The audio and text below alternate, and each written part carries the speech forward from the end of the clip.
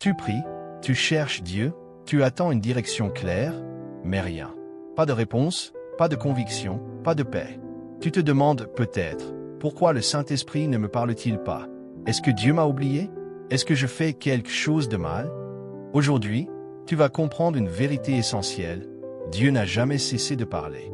Le problème n'est pas le silence de Dieu, mais souvent l'état du cœur humain.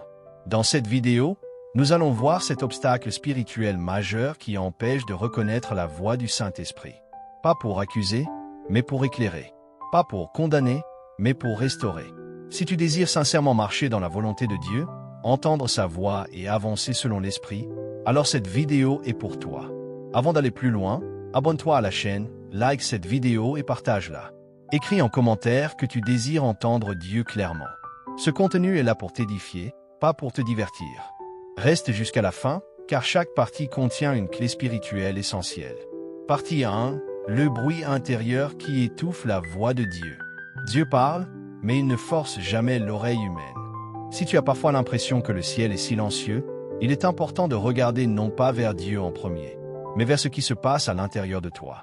Le bruit intérieur est aujourd'hui l'un des plus grands ennemis de l'écoute spirituelle. Ce bruit ne vient pas forcément de l'extérieur. Il naît souvent dans le cœur et dans l'esprit.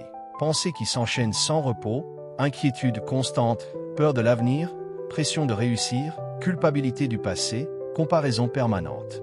Même dans les moments de prière, ce tumulte continue. Tu fermes les yeux, mais ton esprit reste ouvert à mille voix. Tu veux écouter Dieu, mais tu continues à rejouer des conversations, des problèmes, des scénarios. Ce n'est pas un manque de foi, c'est une réalité spirituelle que beaucoup vivent sans la comprendre. L'Écriture montre clairement que Dieu choisit souvent le calme pour se révéler. Un passage profond nous éclaire à ce sujet dans 1 Roi chapitre 19 versets 11 à 12. Dieu n'était ni dans le vent violent, ni dans le tremblement de terre, ni dans le feu, mais dans un murmure doux et léger. Ce détail est essentiel. Dieu aurait pu parler par le spectaculaire, mais il a choisi la douceur. Cela révèle une vérité spirituelle. Un cœur agité ne discerne pas un murmure. Aujourd'hui, la vie moderne entretient ce bruit intérieur. Le téléphone est toujours à portée de main. Les notifications coupent la concentration. La musique remplit chaque silence. Pourtant, le Saint-Esprit ne rivalise pas avec le chaos. Il attend que tu lui fasses de la place.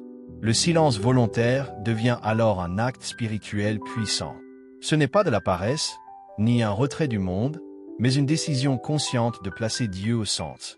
Faire taire le bruit intérieur, c'est accepter de s'arrêter même quand tout en toi veut continuer à courir. C'est reconnaître que tu n'as pas besoin de tout résoudre par toi-même. Un esprit saturé d'informations ne peut pas discerner clairement la direction de Dieu. Lorsque tu choisis de ralentir, de respirer spirituellement, de te présenter devant Dieu sans liste de demandes immédiates, ton cœur commence à s'ouvrir. Dieu ne s'impose jamais. Il respecte profondément la liberté humaine. Il parle à ceux qui s'arrêtent, à ceux qui créent un espace intérieur pour l'écouter. Si tu désires entendre sa voix, commence par observer ce qui fait du bruit en toi et accepte de le déposer devant lui. Partie 2. La prière qui ne laisse aucune place à Dieu. La prière est souvent présentée comme un pilier de la vie chrétienne, et elle l'est. Mais il existe une manière de prier qui peut, paradoxalement, empêcher d'entendre Dieu. Beaucoup parlent à Dieu avec sincérité, ferveur et régularité, mais repartent sans jamais attendre. La prière devient alors un flot de paroles, une succession de demandes, parfois même une urgence émotionnelle, sans jamais laisser un espace au silence. Une relation authentique ne fonctionne pas à sens unique. Si une personne parle sans cesse sans écouter, la relation s'épuise. Il en va de même dans la vie spirituelle. La prière n'est pas seulement un moment où tu exposes tes besoins, c'est aussi un lieu où Dieu façonne ton cœur. L'Écriture nous rappelle une vérité fondamentale dans Psaume chapitre 46 verset 10. « Arrêtez et sachez que je suis Dieu ». Ce verset n'est pas une simple invitation au repos physique, mais un appel spirituel à la pause intérieure. S'arrêter après avoir prié est une preuve de foi. Cela signifie que tu crois réellement que Dieu peut répondre. Dieu ne parle pas toujours de manière audible. Il peut déposer une pensée insistante, accorder une paix inexplicable, éveiller une conviction profonde, ou faire revenir un verset avec force dans ton esprit. Mais si tu te lèves immédiatement après avoir parlé, tu risques de ne rien percevoir. La prière transforme celui qui prie, même avant de transformer les circonstances. Lorsque tu demeures dans la présence de Dieu après avoir parlé, ton cœur devient plus sensible. Tu n'es plus dans le contrôle, mais dans l'écoute. Ce temps de silence n'est jamais vide. Il est rempli de la présence de Dieu, même si tu ne ressens rien immédiatement. Dieu n'est pas sourd, il n'est pas distant, mais parfois, c'est nous qui ne lui laissons pas la parole. Apprendre à écouter fait partie de la maturité spirituelle. Plus tu pratiques ce silence habité, plus tu reconnaîtras sa voix au milieu de toutes les autres. Partie 3. Le péché non confessé qui trouble la sensibilité spirituelle. Il est essentiel d'aborder ce sujet avec vérité et grâce. Le péché non confessé ne supprime pas l'amour de Dieu, mais il affecte profondément la communion. Dieu reste fidèle, mais le cœur humain devient moins sensible à sa voix. La Bible est très claire à ce sujet. Dans Ésaïe chapitre 59, verset 2, il est écrit que les fautes créent une séparation dans la relation avec Dieu. Cette séparation n'est pas un rejet, mais une distance relationnelle. Lorsque le cœur est chargé de culpabilité, de compromis répétés ou de désobéissance consciente, quelque chose se ferme à l'intérieur. La voix du Saint-Esprit devient plus difficile à discerner, non pas parce que Dieu refuse de parler, mais parce que la conscience est troublée. Le péché agit comme un bruit intérieur différent, plus subtil mais plus lourd. Il alourdit l'âme, brouille le discernement, affaiblit la sensibilité spirituelle. Beaucoup cherchent à entendre Dieu sans vouloir affronter certaines zones de leur vie. Pourtant, Dieu désire un cœur vrai, non parfait, mais honnête. La confession n'est jamais une humiliation devant Dieu. Elle est une libération. Confesser, c'est enlever ce qui encombre l'espace intérieur. C'est permettre à la lumière de Dieu d'éclairer ce qui était caché. Lorsque tu confesses sincèrement, sans justification ni excuse, tu rétablis une relation claire. Un cœur purifié devient un terrain fertile pour la voix de Dieu. L'intégrité spirituelle ouvre la porte à une communion plus profonde. Entendre Dieu commence souvent par un retour à la vérité, même quand cette vérité est inconfortable. Dieu ne parle pas pour condamner, mais pour restaurer. Partie 4. Le doute qui ferme le canal de la foi. Il existe une différence profonde entre ne pas comprendre et ne pas croire. Beaucoup confondent les deux. Tu peux ne pas comprendre ce que Dieu fait et pourtant lui faire confiance. Mais lorsque le doute s'installe durablement dans le cœur, il devient un véritable verrou spirituel. Dieu parle, mais le doute empêche la réception. Non pas parce que Dieu se retire, mais parce que la foi n'ouvre plus la porte. Le doute intérieur est souvent discret. Il ne se manifeste pas toujours par un refus explicite de croire en Dieu, mais par des pensées répétitives. Et si Dieu ne me répondait pas, peut-être que je me fais des illusions. Dieu parle aux autres, pas à moi. Ces pensées finissent par façonner l'attitude intérieure. Et l'attitude du cœur détermine la qualité de l'écoute spirituelle. L'Écriture met en lumière ce principe avec clarté. Dans Jacques chapitre 1 verset 6, il est écrit que celui qui demande doit le faire avec foi, sans douter, car celui qui doute est semblable au flot de la mer, agité et poussé par le vent. L'instabilité intérieure empêche l'ancrage spirituel. Un cœur qui doute aussi constamment entre confiance et méfiance, entre espérance et crainte. Si tu pries déjà convaincu que Dieu ne répondra pas, alors ton cœur est fermé avant même que Dieu ne parle. La foi ne consiste pas à exiger des preuves immédiates, mais à s'appuyer sur le caractère fidèle de Dieu. Dieu n'est pas un homme pour mentir. Il n'est pas silencieux par indifférence. Il est constant, même lorsque tu ne ressens rien. Approcher Dieu avec foi, c'est croire qu'il désire te guider, même lorsque la réponse ne vient pas immédiatement. La foi crée un terrain stable dans lequel la voix de Dieu peut s'enraciner. Plus tu nourris ta foi par la parole, plus le doute perd de son influence. Dieu ne parle pas uniquement aux croyants parfaits, mais à ceux qui lui font confiance. Lorsque tu choisis de croire qu'il parle, même sans comprendre comment, ton cœur s'ouvre progressivement. Le doute ferme, la foi ouvre. Partie 5. Le refus d'obéir aux instructions déjà reçues.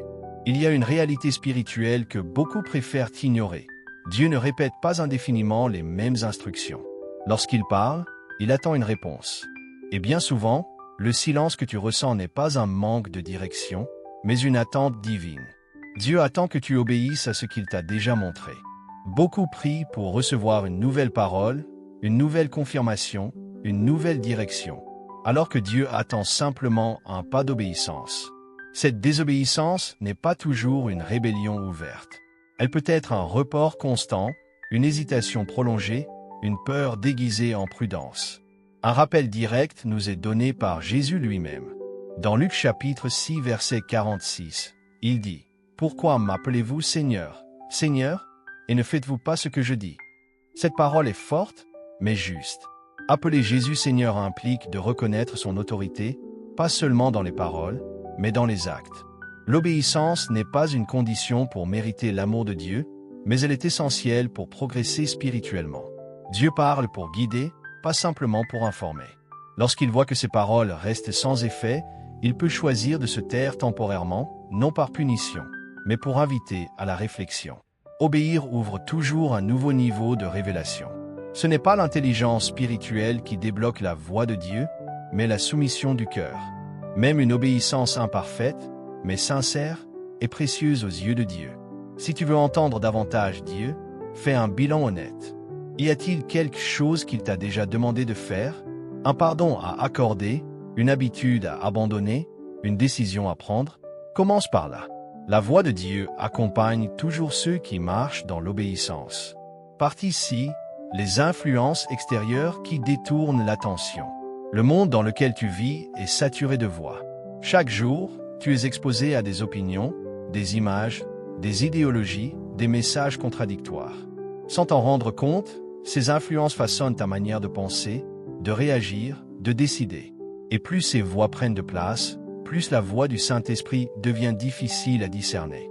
Le problème n'est pas d'entendre ces voix, mais de leur donner trop d'autorité.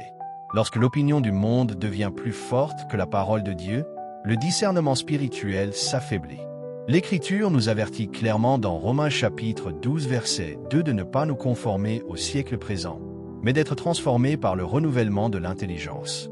Ce renouvellement ne se fait pas automatiquement. Il demande une exposition régulière à la parole de Dieu. Plus tu nourris ton esprit de la vérité biblique, plus tu reconnaîtras ce qui vient de Dieu et ce qui n'en vient pas. La voix du Saint-Esprit est cohérente avec la parole. Elle ne contredit jamais ce que Dieu a déjà révélé. Si tu passes plus de temps à écouter le monde qu'à écouter Dieu, ton oreille spirituelle s'émousse. Le discernement se développe dans la proximité avec Dieu.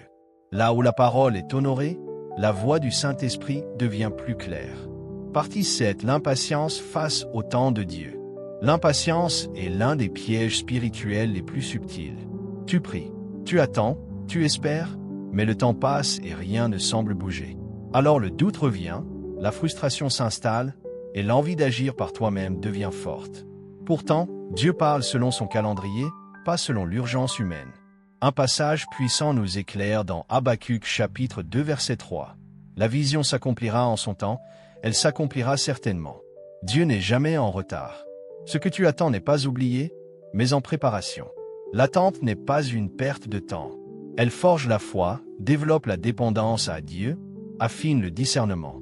L'impatience pousse à prendre des raccourcis, à chercher des réponses ailleurs, à agir sans Dieu. Mais agir sans Dieu conduit toujours à des conséquences inutiles. Apprendre à attendre, c'est apprendre à faire confiance. Dieu parle souvent dans le processus, pas seulement dans le résultat. Celui qui persévère dans l'attente découvre une profondeur spirituelle que l'impatience ne connaîtra jamais. Dieu agit toujours au moment parfait. Et lorsque le temps est venu, sa voix devient claire, précise, indiscutable. Dieu n'a jamais cessé de parler. Il attend un cœur disposé, humble et patient. Si ce message t'a édifié, abonne-toi, like la vidéo, partage-la et écris en commentaire « Dieu est grand ». Que le Seigneur te bénisse abondamment.